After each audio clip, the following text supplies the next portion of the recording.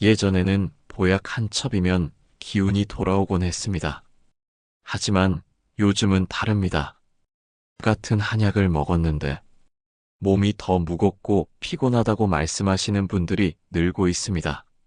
검진을 받으면 간 수치가 올라갔다는 이야기를 듣기도 합니다. 그리고 그 순간부터 한약이 간에 해롭다는 두려움이 시작됩니다.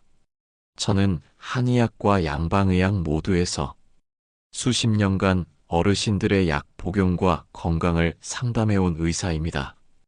진료실에서 가장 많이 듣는 말 중 하나가 이것입니다. 예전엔 잘 맞았는데 요즘은 한약도 겁이 납니다. 그런데 정말 한약이 간에 안 좋은 걸까요? 충격적인 사실은 많은 분들이 잘못된 정보 때문에 필요한 치료를 놓치고 있다는 점입니다. 간이 보내는 신호를 놓친 채 인터넷 정보나 주변 이야기만 믿고 약을 중단하거나 오히려 더 위험한 약을 혼자 선택하기도 합니다. 지금 이 순간에도 몸이 피곤하다고 아무 한약이나 드시는 분들, 혹은 간이 걱정돼 아무 약도 못 드시는 분들께 이 영상이 반드시 도움이 될 것입니다.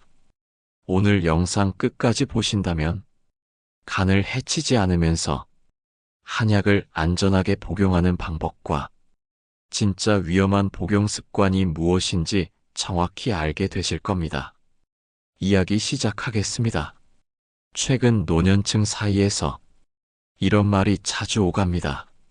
한약 먹으면 간이 상한다고 하던데 예전에는 괜찮았는데 요즘은 조심해야 한대요.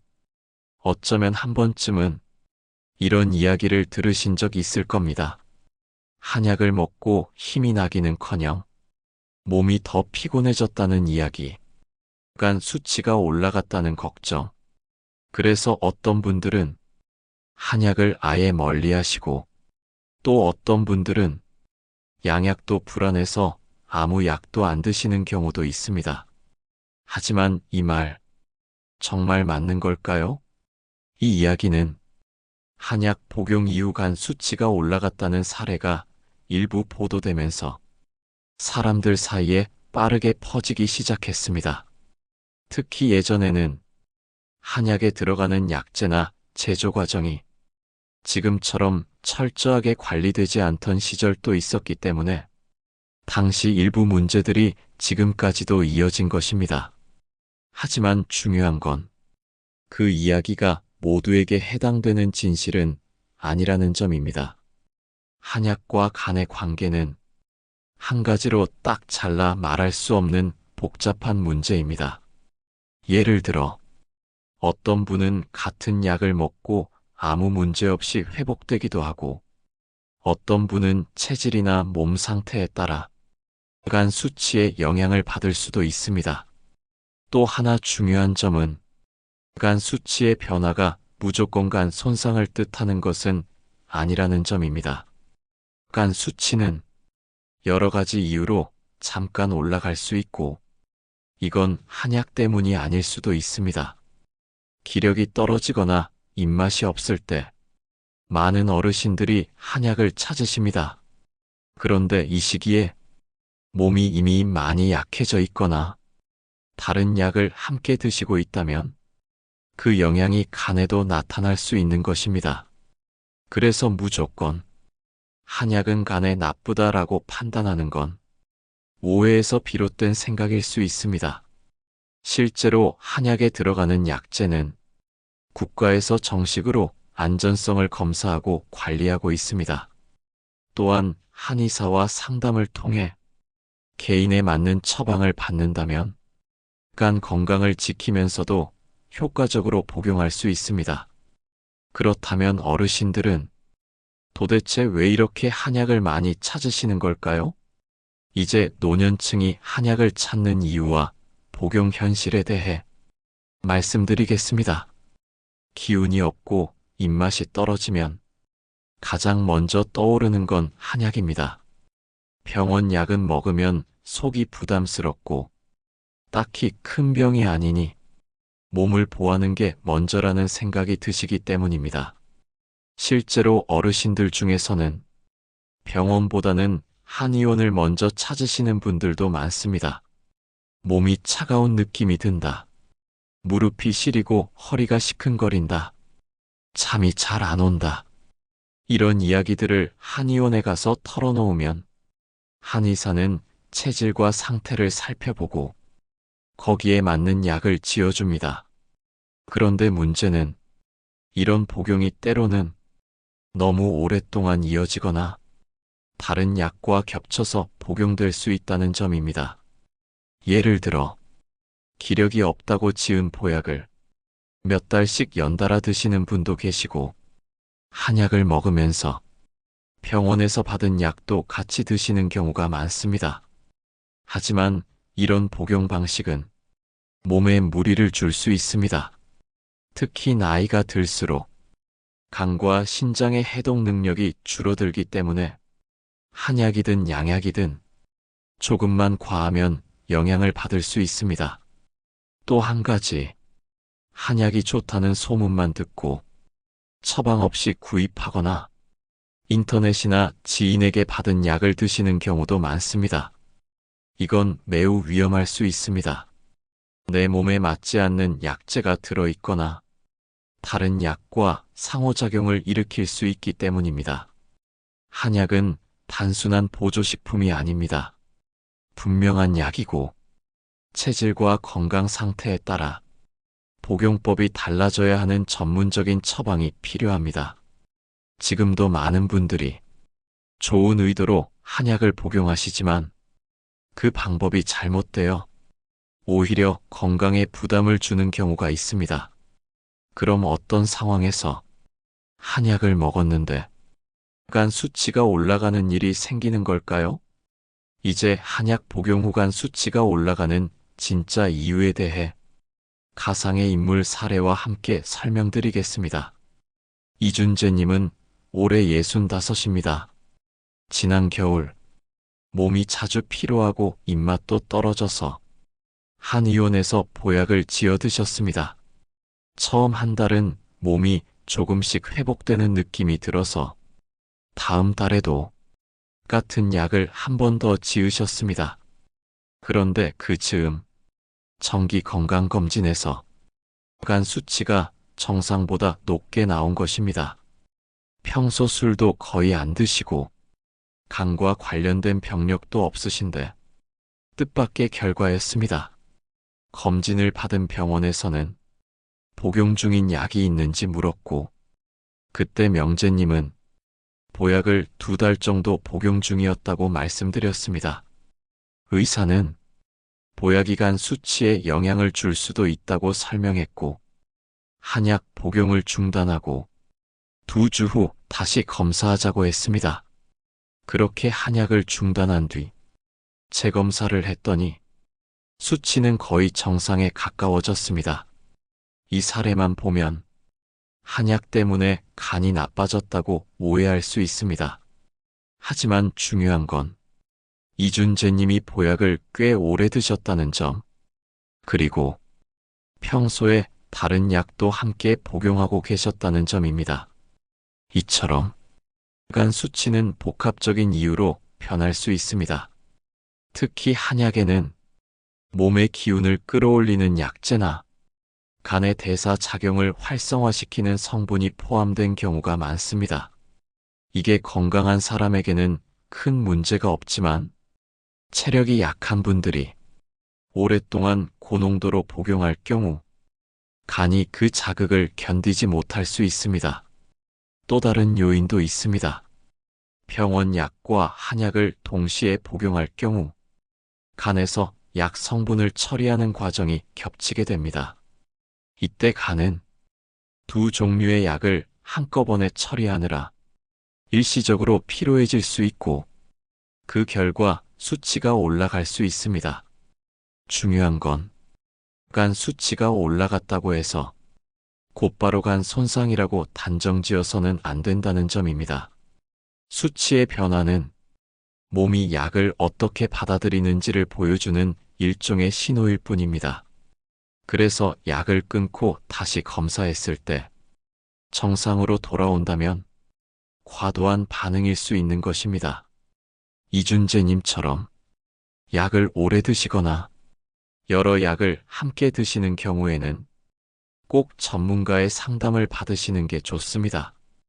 그럼 모든 한약이 다 그런 위험이 있는 걸까요? 이제 어떤 한약이 간에 부담을 줄 수 있는지 조심해야 할 경우를 함께 살펴보겠습니다. 오정희님은 올해 68기입니다. 며칠 전 지인에게 기력에 좋다는 한약을 소개받았습니다. 병원이나 한의원에서 받은 건 아니었고 동네에 있는 약초방에서 지어놓은 약을 그냥 사서 드셨습니다. 처음 며칠은 큰 이상이 없었는데 일주일쯤 지나면서 피부가 가렵고 속이 더부룩한 증상이 나타났습니다. 그 상태로 계속 복용하시다가 결국 병원을 찾게 되었고 검사 결과 간 수치가 올라가 있다는 진단을 받았습니다. 그 약이 어떤 약재로 만들어졌는지 정확한 정보도 없었고 제조 과정도 확인할 수 없었습니다. 이런 사례는 생각보다 많습니다. 무엇을 먹었는지도 모르고 단지 좋다는 말만 듣고 아무 처방 없이 한약을 드시는 경우입니다. 문제는 이렇게 출처가 불분명한 약재에는 체질에 맞지 않는 성분이나 간 대사에 부담을 줄 수 있는 약재가 포함될 수 있다는 점입니다. 특히 조심하셔야 할 건 자극이 강한 약재나 오랫동안 복용하면 누적되는 성분이 있는 약입니다. 예를 들어 에너지 회복에 좋다고 알려진 일부 약재는 간을 자극하는 성질이 있어 건강한 사람에겐 괜찮을 수 있지만 체력이 약한 분들에겐 부담이 될 수 있습니다. 또한 한약을 스스로 끓여 드시거나 전통시장에서 판매되는 완성된 약을 처방 없이 장기간 복용하는 경우도 위험합니다. 간은 약 성분을 해독하고 정리하는 중요한 장기입니다. 이 기능이 약해진 상태에서 자극이 센 약재를 계속 복용하게 되면 간에 과부하가 걸릴 수 있습니다. 이런 문제를 막기 위해서는 무엇보다 한약을 어디서 어떻게 받았는지가 중요합니다. 정식 한의원에서 진료를 받은 뒤에 체질과 병력에 맞춰 처방된 약은 안전성이 확보된 약재를 기준으로 만들어집니다.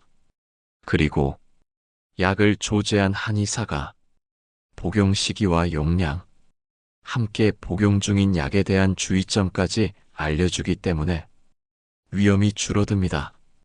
오정희 님도 병원 치료를 받은 후 정확한 검사를 통해 체질을 확인하고 안전한 한약으로 다시 복용을 이어가셨습니다. 그래서 한약이 문제냐 아니냐의 관점보다 누가, 어떻게, 무엇을, 어떤 상태에서 복용했느냐가 훨씬 중요합니다. 그렇다면 간을 지키면서도 한약을 안전하게 복용하려면 어떻게 해야 할까요?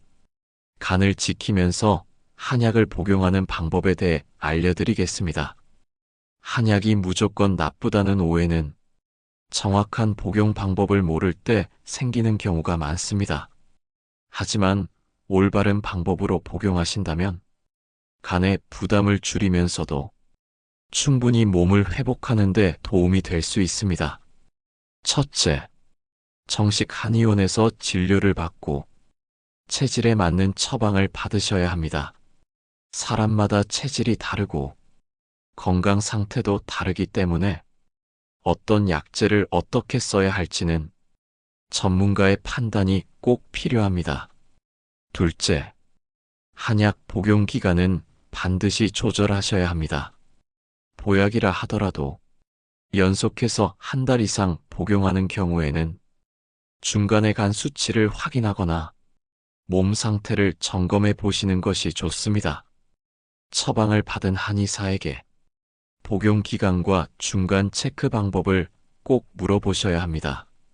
셋째, 병원 약과 한약을 동시에 드시기 전에는 반드시 상담이 필요합니다. 특히 고혈압, 당뇨, 관절 관련 약을 복용 중이시라면 그 성분이 간에서 대사되는 과정과 한약 성분이 겹칠 가능성이 있습니다. 그래서 병원 약을 드시는 중이라면 한의사와 내과 의사 양쪽 모두에게 지금 복용 중인 약을 정확히 말씀드리는 것이 중요합니다. 넷째, 한약을 복용할 때는 과로를 피하고 소화 상태를 함께 살펴보셔야 합니다. 간은 피로와 스트레스의 영향을 많이 받는 장기입니다. 약을 드시면서 과도한 활동을 하거나 속이 더부룩하고 소화가 안 되는데도 계속 복용하면 간과 위장이 동시에 부담을 받을 수 있습니다. 다섯째, 약 복용 중 이상 신호가 느껴진다면 즉시 중단하고 상태를 확인하셔야 합니다. 몸에 열이 자주 오르거나 소변색이 진해지고 무기력한 느낌이 계속된다면 간에서 반응이 나타나고 있다는 뜻일 수 있습니다. 이럴 땐 일단 약을 멈추시고 혈액 검사를 통해 수치를 점검해 보시는 것이 좋습니다. 이처럼 한약은 전문가의 조언과 함께 신중하게 복용하면 충분히 간과 몸을 함께 지킬 수 있습니다. 그런데 간에 이상이 생겨도 초기에는 아무 증상이 없을 수도 있습니다. 그래서 스스로 상태를 점검할 수 있도록 간 건강이 걱정될 때 꼭 확인해야 할 신호들에 대해 알아보셔야 합니다. 간은 침묵하는 장기라고 불립니다. 문제가 생겨도 겉으로 티가 잘 나지 않기 때문입니다. 그래서 간 건강을 확인하려면 몸이 보내는 미세한 신호에 귀 기울이셔야 합니다. 첫째, 이유 없이 피로감이 계속되진 않으셨나요? 잠을 충분히 자고도 피로가 사라지지 않거나 오후가 되면 몸이 무겁고 평소보다 쉽게 지치신다면 간의 대사 기능이 떨어졌을 가능성이 있습니다. 둘째, 식욕이 줄고 속이 자주 더부룩한 상태가 지속되면 간 기능 저하를 의심해 볼 수 있습니다. 간은 소화효소와 관련된 작용을 합니다. 간 기능이 떨어지면 소화도 늦어지고 음식이 자주 체하거나 입맛이 없어질 수 있습니다. 셋째, 눈동자나 피부가 노랗게 보이진 않으셨나요?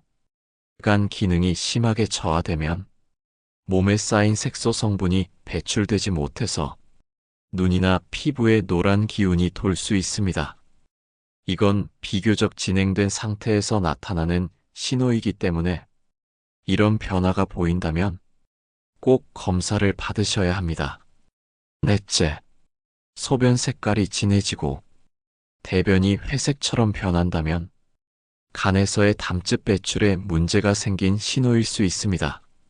이 역시 조용하게 간에서 이상이 진행되고 있다는 뜻일 수 있습니다. 다섯째, 혈액 검진에서 간 수치가 정상 수치보다 1.5배 이상 높게 나왔다면 정확한 진단이 필요합니다. ALT, AST, 감마지 TP 같은 수치는 간세포의 손상 여부를 보여주는 지표입니다. 이 수치가 계속 높게 유지된다면 약을 중단하고 병원에서 정밀 검사를 받아보셔야 합니다. 무엇보다 중요한 건 이런 신호들이 처음엔 가볍고 애매하게 나타난다는 점입니다.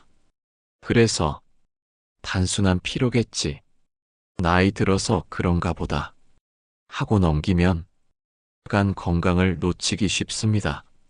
간은 평소에 잘 관리하면 충분히 회복이 가능한 장기입니다. 그렇기 때문에 간이 보내는 신호를 알아차리고 미리 대응하시는 것이 건강을 지키는 첫걸음입니다. 이제 마지막으로 한약이든 양약이든 노년기에 약을 현명하게 복용하기 위한 방법을 정리해 드리겠습니다. 약은 때로는 독이 될 수 있고, 때로는 몸을 살리는 힘이 되기도 합니다. 그 차이는 언제, 얼마나, 어떻게 복용하느냐에 따라 달라집니다. 특히 나이가 들수록 몸은 예전처럼 빠르게 회복하지 않고 약에 대한 반응도 더 민감해집니다. 그래서 약을 드실 때 지켜야 할 몇 가지 원칙이 있습니다. 첫째, 약은 반드시 전문가의 처방을 통해 복용하셔야 합니다.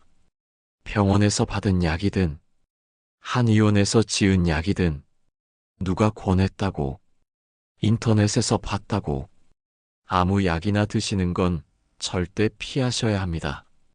둘째, 여러 가지 약을 동시에 드실 경우 복용 시간과 간격을 꼭 지키셔야 합니다. 약을 몰아서 한 번에 드시거나 시간이 지났다고 중복해서 드시면 간과 신장에 부담이 될 수 있습니다. 셋째, 복용 중인 약은 모두 메모해 두시고 병원이나 한의원 진료를 볼 때 반드시 알려주셔야 합니다. 어떤 약을 복용 중인지 모른 채 새로운 약이 추가되면 약물 간의 상호작용이 생길 수 있습니다. 넷째, 몸에 이상 신호가 느껴지면 약부터 멈추고 전문의의 진단을 받아보셔야 합니다. 예를 들어 몸이 붓거나 두통이나 어지러움이 심해지거나 소화 장애가 계속된다면 그건 약이 보내는 경고일 수 있습니다. 다섯째, 약은 몸을 위한 도구라는 사실을 잊지 마셔야 합니다. 약에 너무 의존해서 생활 습관을 바꾸지 않으면 결국 약이 효과를 내기 어렵습니다. 식습관, 운동, 수면, 마음의 평온까지 이 모든 것이 약보다 먼저 지켜져야 하는 건강의 기초입니다. 이제 한약이든 양약이든 무조건 좋다, 무조건 해롭다, 그렇게 단순하게 생각하지 마시고 내 몸 상태에 맞는지, 지금 필요한 건 무엇인지 꼭 전문가와 상의하면서 복용하시기 바랍니다. 이 영상이 시청자 여러분께 약을 대하는 새로운 기준을 만들 수 있는 작은 계기가 되었길 바랍니다.